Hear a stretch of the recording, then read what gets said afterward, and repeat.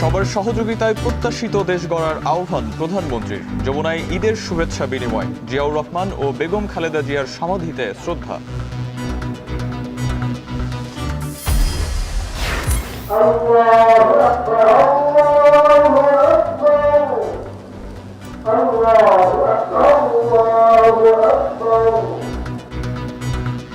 ঈদের প্রধান জামাতে রাষ্ট্রপতি, প্রধানমন্ত্রী সহ মন্ত্রিপরিষদ সদস্যদের অংশগ্রহণ। বায়তুল মোকাররম সহ সারা দেশে ঈদের নামাজে মুসলিম উম্মার শান্তি কামনা।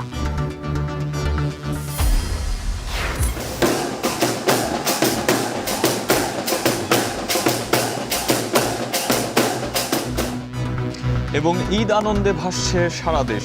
রাজধানীতে বর্ণাঢ্য র্যালি, চিড়িয়াখানা, সিনেমা হল সহ বিনোদন কেন্দ্রে নগরবাসীর ঢল।